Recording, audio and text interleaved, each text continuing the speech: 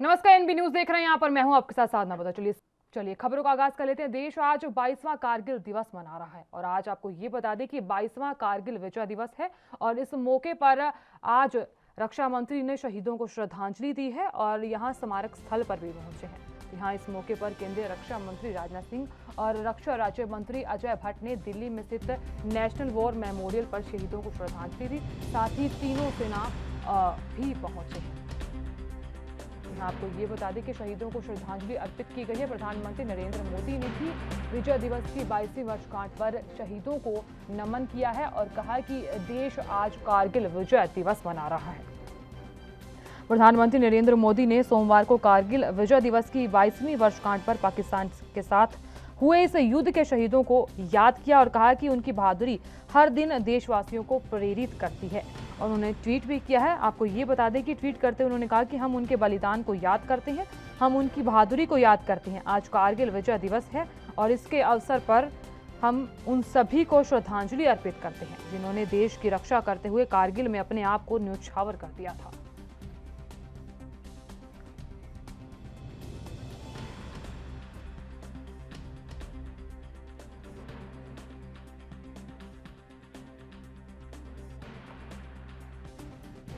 और देश आज कारगिल विजय दिवस मना रहा है और यहाँ 22वीं सालगिरह मना रहा है। बता दें कि भारत के रणबांकुरों ने पाकिस्तान को करारी मात दी थी। इस इतिहास को आज याद करने का दिन है। इस मौके पर पीएम नरेंद्र मोदी ने भारतीय सेना के शौर्य को सलाम किया। रक्षा मंत्री राजनाथ सिंह ने भी कारगिल विजय दिवस के अवसर पर मैं भारतीय सेना के अदम्य शौर्य, पराक्रम और बलिदान को नमन करता हूं। तो यहाँ उन्होंने ये भी कहा कि कांग्रेस नेता राहुल गांधी ने भी इस मौके पर शहीदों को श्रद्धांजलि दी है। आपको बता दें कि विजय दिवस के मौके पर भारतीय आर्मी की ओर से खास ट्वीट किया गया। सेना ने तमन्ना भी कुकरेती की कुछ पंक्तियां ट्वीट की। कारगिल की चोटियों पे दुश्मनों को हमने झुकाया है, हिंदू के वीरों ने अपने लहू से तिरंगों को फहराया है। गौरतलब है कि विजय दिवस के मौके पर हर साल कारगिल के द्रास में स्थित वॉर मेमोरियल पर खास कार्यक्रम होता है। सोमवार को जहां पर राष्ट्रपति Ramnath Kovind, chief of defence staff Vipin Rawat और अन्य वरिष्ठ लोग खास कार्यक्रम में हिस्सा ले रहे हैं। बता दें आपको ये थी कि 1999 में कारगिल की पहाड़ियों पर भारत और पाकिस्तान के बीच खौफनाक जंग लड़ी गई थी। पाकिस्तान सेना ने घुसपैठ कर कई भारतीय इलाकों पर कब्जा जमाया था, लेकिन यहाँ भारतीय सेना ने पाकिस्तान को मुंह तोड़ जवाब दिया था। मई में शुरू हुई जंग को जुलाई तक खत्म कर दिया गया था। 26 जुलाई की बात करें तो 26 जुलाई को भारत ने जीत का ऐलान किया था।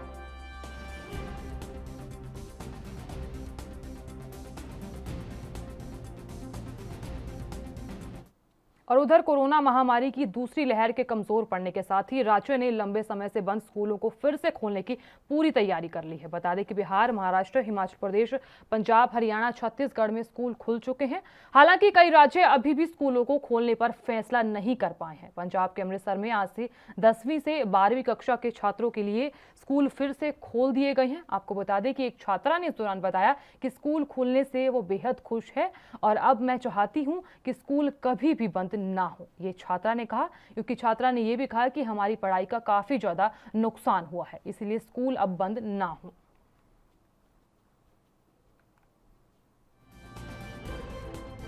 बहुत अच्छा लग रहा है। अभी चाहती हूँ कि बस अब कभी स्कूल बंद ना हो, क्योंकि काफ़ी देर बाद आए हैं, काफ़ी हमारी पढ़ाई का नुकसान हुआ है। बट अब नहीं चाहते कि ऐसा हो। अब हम पढ़ना चाहते हैं और डेली स्कूल आना चाहते हैं, तो कभी स्कूल बंद नहीं होने चाहिए। अब कैसा रूल था स्कूल में जब एंटर किए, कैसे है कैसे दिया गया? ऐसे तो बहुत अच्छा लग रहा है हमें। आए हैं हम अब स्कूल में, तो अब यही चाहते हैं कि बस ऐसे ही पढ़ाई करते रहें, डेली आए स्कूल। 4 मंथ हो चुके हैं शायद। कैसे रूल्स में स्कूल में जब आप एंटर हुए? यहाँ पर फर्स्ट टाइम क्लास स्कूल में एंटर किया तो उन्होंने हैंड सैनिटाइजर किया, फिर स्कूल के अंदर एंटर करने दिया। क्या करना चाहोगे, कैसा फील हो रहा है? अब हम चाहते हैं कि स्कूल कभी ना बंद हो, क्योंकि 10th बोर्ड की क्लास है। 10th में बोर्ड की क्लास में फोकस बहुत करना पड़ता है। सर 10th +1 और +2 के लिए स्कूल ओपन हुए हैं। मेरे पास स्कूल में अप्रॉक्सीमेटली 1600 की स्ट्रेंथ है इन तीनों क्लासेस की मिला के। मैंने इंचार्जेस के साथ सलाह करके हमने यही डिसाइड किया है कि एक क्लास में एक दिन 15 से ज़्यादा बच्चे नहीं हों, तो रोटेशन में हम बच्चे बुलाएंगे।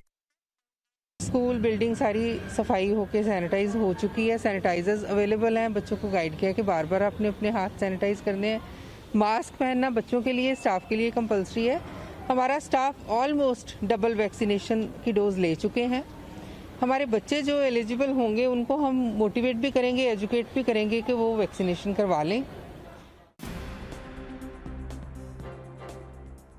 आपको बता दें कि पंजाब हरियाणा में स्कूल खोल दिए गए हैं, तो यहाँ बच्चों को भी राहत दी गई है, क्योंकि जिस तरीके से लॉकडाउन लगा दिया गया था, बढ़ते मामलों को देखते हुए अब फिलहाल बच्चों को राहत दी गई है, क्योंकि अब कोरोना नियमों के साथ स्कूल खोल दिए गए हैं।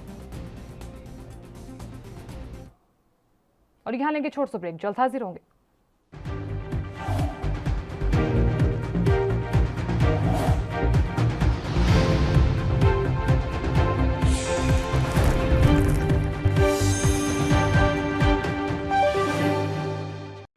ब्रेक के बाद हुई का स्वागत है। खबरों में आगे बढ़ते हुए अब बात सावन के महीने की कर लेते हैं। सावन के पहले दिन सोमवार को उत्तराखंड के हरिद्वार के दक्ष महादेव मंदिर में श्रद्धालुओं ने पूजा अर्चना की। इस दौरान एक व्यक्ति का कहना है कि सुबह से ही लोगों की भारी भीड़ दिख रही है। इस दौरान कोरोना नियमों का भी पालन किया जा रहा है।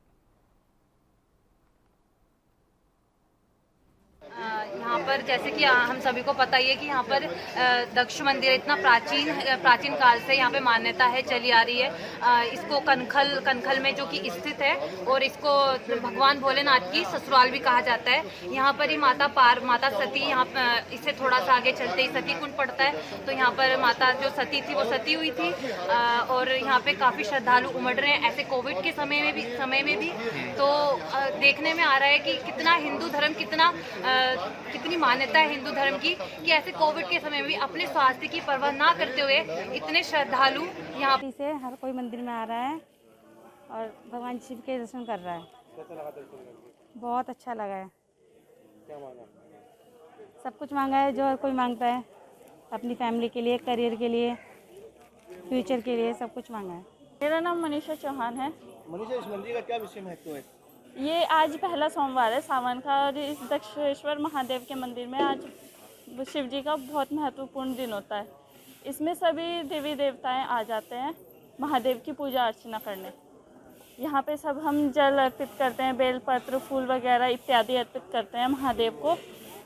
पहले तो मैं आपको पूरे प्रदेशवासियों को सावन के पहले सोमवार की बहुत बहुत शुभकामनाएं और बधाई। जैसे कि यहाँ मान्यता है दक्ष महादेव मंदिर की, भोलेनाथ ने वरदान दिया था कि 1 साल श्रावण मास में यहीं पे निवास करेंगे, ऐसी मान्यता है। यहाँ पर दूध, दही, घी, बेलपत्र, गंगा जल इत्यादि से अभिषेक करने से जो मनोकामनाएं हैं वो पूर्ण होती हैं, ऐसा लोगों का विश्वास है। सावन के पहले दिन सोमवार को यहां उत्तर प्रदेश के वाराणसी के काशी विश्वनाथ मंदिर में श्रद्धालुओं की भीड़ दिखाई दी। श्रद्धालुओं को ये कहना है कि दर्शन तो बहुत अच्छा हुआ, लेकिन प्रशासन की लापरवाही की वजह से बिना मास्क के लोग नजर आए, और यहां लोग दर्शन भी कर रहे हैं। इस तरह की लापरवाही कोरोना के वक्त ठीक नहीं है। सावन का प्रथम सोमवार है, इसमें दर्शन करने के लिए लोग आए हैं, लेकिन एक चीज़ गलत लग रही है। दर्शन तो बहुत भव्य हुआ, अच्छा बात है, प्रशासन है लगा, लेकिन प्रशासन की एक लापरवाही है कि मास्क बिना लगाए लोग भी जा रहे हैं दर्शन करने। ये अच्छा संकेत नहीं है ये, क्योंकि तीसरी लहर के आगमन का संकेत मिल रहा है, और ये लापरवाही बहुत अच्छी नहीं है, ये शुभ संदेश भी नहीं है। यहाँ पे आ रहे लोग तो कुछ मास्क लगाए हुए हैं? नहीं, कुछ लोग लगाए। लापरवाही ये है कि प्रशासन मास्क चेक नहीं कर पा रहा है। मास्क बहुत लोग नहीं लगाए हैं और कुछ लोग लगाए हैं, इससे जो कि आगे के लिए खतरा है। अभी तीसरी लहर आने वाली भी है, इसको देखते हुए सावधानी बरतनी चाहिए। जनता को भी समझना चाहिए, इतना न्यूज़पेपर, मीडिया सारे लोग सहयोग कर रहे हैं, लेकिन कोई भी जनता भी मानने को तैयार नहीं है। तो जनता की भी इसमें गलती है, प्रशासन किसी को मास्क। हम तो घूमते आगे विंध्याचल आए थे, यहाँ चले।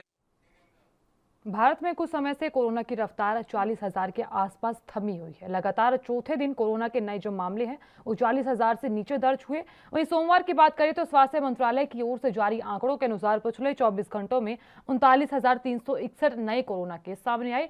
416 संक्रमितों की इस दौरान मौत भी हो गई। वहीं पिछले 24 घंटों की बात करें तो 35,968 लोग कोरोना से ठीक हुए हैं, यानी कि कल 2970 एक्टिव केस बढ़ गए। देश में कोरोना एक्टिव केस की संख्या 4 लाख से ज्यादा बनी हुई है। कुल 4,11,000 लोग अभी भी कोरोना वायरस से संक्रमित हैं, जिनका इलाज चल रहा है।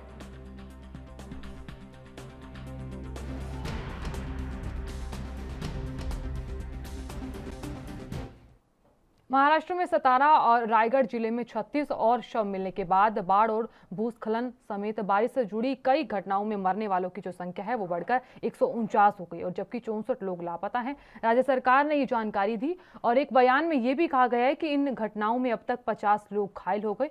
कोंकण क्षेत्र और पश्चिमी महाराष्ट्र के प्रभावित जिलों में कुल 2,29,074 लोगों को सुरक्षित स्थानों पर पहुंचाया गया है। राज्य सचिवालय नियंत्रण कक्ष के एक बयान में यह भी कहा गया है कि पश्चिमी महाराष्ट्र के सतारा जिले से 28 और तटीय क्षेत्र के रायगढ़ जिले से 8 और लोगों की मौत की खबर है। सरकार ने इस दौरान ये कहा कि अब तक रायगढ़ में 60, रत्नागिरी में 21, सतारा में 41, ठाणे में 12 और कोल्हापुर में 7, उपनगरीय मुंबई में 4 और सिंधुदुर्ग और पुणे में 2-2 लोगों की मौत हुई। और बयान में यह भी कहा गया कि रत्नागिरी जिले के बाढ़ प्रभावित चिपलून शहर में 5 राहत शिविर बनाए गए हैं। एनडीआरएफ की 25 टीमें और एसडीआरएफ की 4 टीमें, तटरक्षक बल की 2 टीमें, नौसेना की 5 टीमें और सेना की 3 टीमें राहत और बचाव अभियान चला रही है। राज्य सरकार ने रायगढ़ और रत्नागिरी जिलों में से प्रत्येक को 2-2 करोड़ रुपए की आपातकालीन वित्तीय सहायता प्रदान की है। बयान में ये भी कहा गया कि बारिश से प्रभावित सतारा, सांगली, पुणे, कोल्हापुर, ठाणे और सिंधुदुर्ग को 50-50 लाख रुपए की वित्तीय सहायता राशि प्रदान की गई है। और इससे पहले दिन की बात करें तो सीएम उद्धव ठाकरे ने भीषण बाढ़ के साथ चिपलून का दौरा किया और निवासियों, व्यापारियों और दुकानदारों से बातचीत की। उन्होंने क्षेत्र में सामान्य स्थिति और बहाल करने के लिए राज्य सरकार की ओर से हर संभव मदद का वादा किया है। ठाकरे ने इस दौरान कहा कि दीर्घकालिक राहत के लिए केंद्रीय सहायता की आवश्यकता होगी। साथ ही उन्होंने ये भी कहा कि वो सोमवार को पश्चिमी महाराष्ट्र का दौरा करेंगे। नुकसान की सीमा का व्यापक डेटा तैयार किया जाएगा।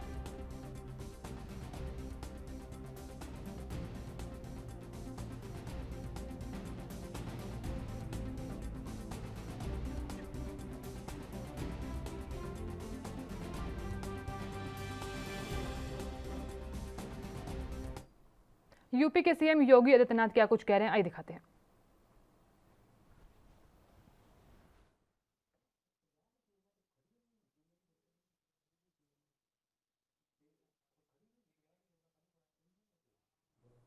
पहाड़ों और मैदानी क्षेत्रों पर हो रही बारिश के बाद यूपी के लखीमपुर खीरी में जिले की मुख्य नदियां एक बार फिर से उफान पर आ गई हैं, जिसको लेकर एक बार फिर बाढ़ ने अपना कहर बरपाना शुरू कर दिया है। आपको ये बता दें कि जिससे दर्जनों गांव बाढ़ की जद में आ गए हैं, जिससे ग्रामीणों को काफी ज्यादा परेशानियों का सामना भी करना पड़ा। लेकिन यहाँ प्रशासन की ओर से बाढ़ की मदद की कवायद ऊंट के मुंह में जीरा साबित हो रही है। ग्रामीणों में जमकर आक्रोश भी देखने को मिल रहा है, तो वहीं ग्रामीण प्रदर्शन कर मदद की गुहार लगाते हुए नजर भी आए।